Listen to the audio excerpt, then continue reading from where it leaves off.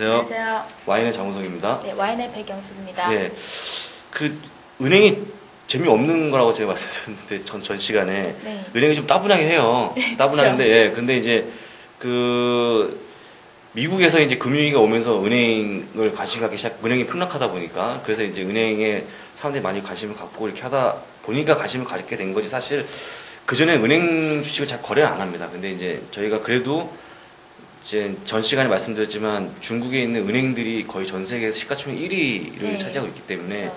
기본적으로 좀 체크를 해야 될 부분들인 것 같아서 제가 계속 이어가고 있고요. 이번 시간에는 좀 그 실적을 2009년 그다음에 2010년 1분기 실적에 대해서부터 이제 좀 점검을 해보도록 하겠습니다. 네. 네.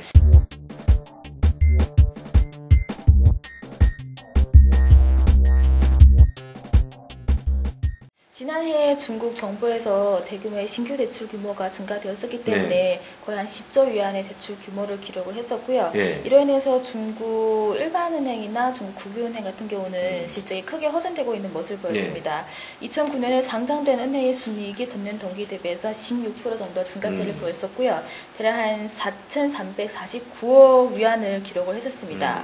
이에 따라서 1분기 같은 경우도 실적이 크게 허전되면서 대략 전년 동기 대비해서 33% 정도 증가세를 네. 보였습니다. 그리고 그 은행주에서 지금 국유은행과 상업은행을 비교해 보시면은 네. 상업은행이 실적이 크게 허전되고 있는 모습을 보이고 있고요. 실제로 공상은행이나 이러한 은행 같은 경우는 실적이 상업은행에 비해서 상승폭은 크지는 않다고 보시면 되십니다. 그러네요. 네. 결론적으로 그 이제 국유은행보다는 일반 은행들이 네. 시중에 있는 일반 은행들이 더 장사를 잘했다, 네, 예, 그렇죠. 운영을 잘했다라고 보면 될 것 같습니다. 네, 차트를 살펴보시면은 2010년 1월 달에 1분기에 상장은행의 순이익 증가율이고요. 보시면은 공상은행이 1분기에 순이익이 18% 증가하면서 상장된 은행업계에서는 가장 낮은 상승폭을 보였습니다.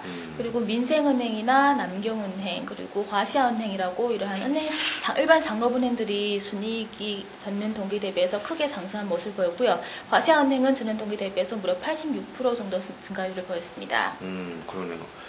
그 민생은행 저희가 했던 그 한번 포트폴리오에 편입시켰던 은행인데 상당히 증가율이 높은데요. 네, 그렇죠. 지난번에 말씀드렸었는데 예. 순이익은 크게 증가되었었고요. 예. 근데 이 가운데서 전체적으로 주식 투자에서 예. 수익이 크게 증가되었기 때문에 그렇군요. 증시의 주가에는 크게 긍정적인 영향을 주지 못했던 상태에 있습니다. 그렇군요. 그러니까 뭐 그 자기 그 현재 업에 맞는 네. 장사를 해서 수익을 올렸어야 되는데 그게 네. 아니기 때문에 네. 크게 인정해주지 않는 부분이고 네. 또 눈에 띄는 이 차트에 눈에 띄는 부분들은 공상은행이 이제 가장 큰 은행인데 중국에서 네. 또 대표적인 국유은행인데도 불구하고 네. 장사를 그렇게 썩 잘하지 못했다는 그런 그쵸. 부분들이 예, 아무래도 국유은행 같은 경우에는 정부에서 좀 이렇게 어떤 정책이나 이런 부분과 정책적인 관련돼 있다 보니까 네. 좀 그런 거라고 이해하시면 될 것 같습니다. 네. 예. 네, 전체적으로 그 1분기에 중국의 일반 상업은행이 실적이 크게 증가한 원인 중에 하나가 그 이자 이익이 크게 증가되었었고요. 그리고 순이자 마진이 더 증가되었었기 때문에 전체적으로 실적이 크게 증가되었다고 판단할 수가 있고요. 데이터를 보시면은 순이자 마진이 안정적으로 상승세를 보이면서 지난해에는 순이자 마진 상승으로 인해서 그 실적의 기여도가 한 30% 정도 기여를 했었다고 판단을 하고 있는 상태였습니다. 그렇군요. 네.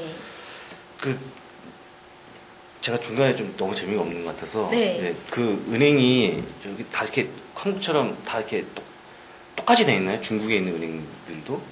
뭐 인터넷 뱅킹이나 그쵸. 이런 거다 거의 텔레뱅킹, 비슷하다고 보시면 인터넷 뱅킹, 되시고요. 그다음에 ATM 해서 네. 돈 뽑고 그쵸. 다. 네. 근데 중국은 워낙 넓기 때문에 그 ATM으로 송금하거나 이런 게 좀 불편한 상태였고요. 한국보다는 좀 불편한 상태였고요.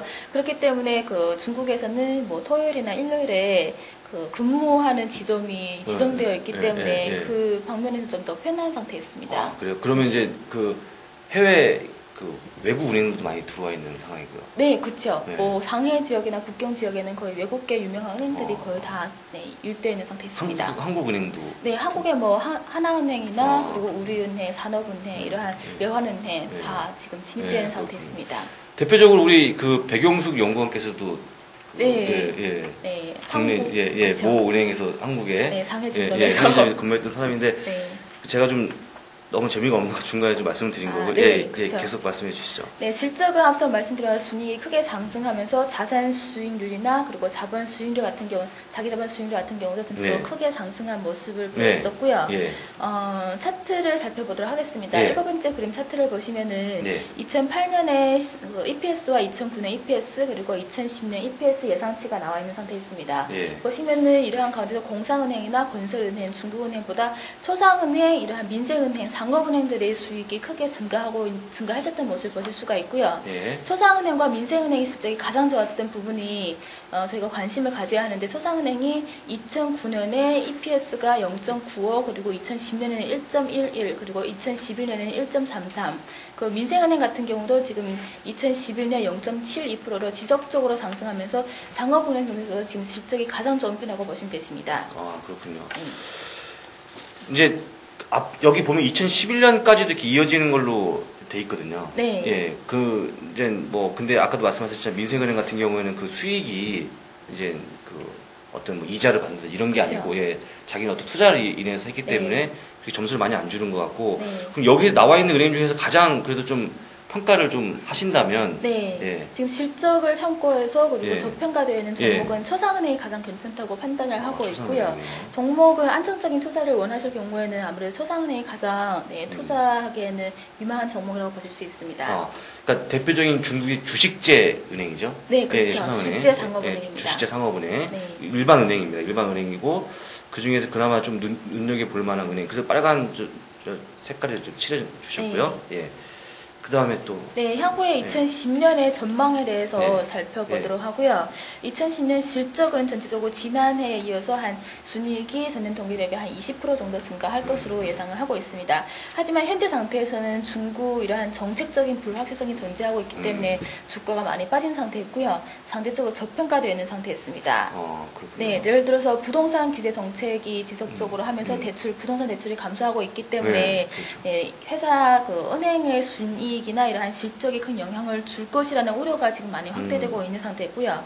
하지만 지금 중국 정부의 요청에 따르면은 은행업들의 이러한 대출이 부동산 대출보다는 중소기업을 통해서 대출을 많이 확대하고 있기 때문에 실적에는 큰 영향을 주지 않을 것으로 판단을 하고 있는 상태입니다. 저도 우둔한 질문이지만 저도 방금 물어보려고 했었거든요. 뭐냐면 저희가 이제 강력한 부동산 규제 정책에 대해서 공부를 했잖아요. 근데 이제 부동산 규제를 하게 되면 대출을 줄이는 거고, 은행에서 대출을 나가야지 이자를 또 받는데, 그게 또 중지가 되면은 아무래도 이자 수입에 상당히 안 좋은 영향을 미칠 거라 생각하는데, 어쨌거나 다른 쪽으로 또 이렇게 할 수 있는, 또 돈을 벌 수 있는, 그렇게 그거하고는 관련 지어서 볼 필요는 없을 것 같으네요. 그렇죠. 부동산 침체하고는. 중소기업을 중심해서 더 대출을 확대하고 있기 때문에 부동산 대출 감소로 인해서 실적에는 크게 영향을 주지 않을 것으로 판단하고 있고요. 그리고 앞서 말씀드린 바와 같이 중국 정부에서 자본 충족률에 대해서 많이 지금 강조를 하고 있는 상태이기 때문에 회사 측에서는, 은행 측에서는 지금 지속적으로 자본 시장을 통해서 자본 확충을 하고 있는 상태였습니다. 신주 발행이나 그리고 신규 상장 이러한 신주 발행 자본 충족을 지속적으로 하고 있기 때문에 아무래도 물량 시장, 주식시장에는 물량 부담이 크게 확대할 것으로 예상하고 있는 상태이기 때문에 단기적으로는 주가가 좀 더 수급 부담으로 인해서 영향을 좀 많이 받을 것으로 예상하고 있습니다. 은행 건전성에 관한 문제인 것 같고요. 은행이 좀 튼튼해지고 그 하기 위한 어떤 과정인 것 같은데, 어쨌거나 그렇게 지금 바로 강력하게 매수해야 되고 이런 업종은 아니고요. 그나마 이제 좀 관심 있게 본다 그러면 여러 은행들이 있지만 초상은행이 좀 그나마 좀 나아 보이는 은행이고요. 그런 것 같습니다. 그래서 전체적으로 또 은행이 시장하고 맞물려서 많이 움직여요. 시장이 막 떨어지는데 은행 막 올라가고 이런 또 업종은 아니죠. 그렇죠. 은행은 아무래도 업종별 중에서 가장 안정적으로 운영하는 종목이라고 보시면 됐습니다. 간단히 표현하면 굉장히 무겁게 움직이는 업종 중에 하나가 은행 또 업종이기 때문에 그런 측면에서 좀 바라보시면 될 것 같습니다. 저희가 다소 좀 지루하긴 했지만 어쨌거나 전 세계에서 가장 큰 시가총액 은행을 보유한 중국의 공상은행부터 해서 쭉 한번 검토를 해봤고요. 계속 말씀드리지만 굉장히 무겁게 움직이는 주식이고 또 전체적 시장 상황이 안 좋을 경우에 이것만 올라갈 수 있는 그런 업종이 아니다 보니까 이렇게 강력하게 매수하는 입장보다는 주가가 더 많이 떨어지거나 이랬을 경우에 초상은행 정도까지만 한번 관심 있게 보시면 될 것 같습니다. 여기서 주도록 하겠습니다. 감사합니다. 감사합니다.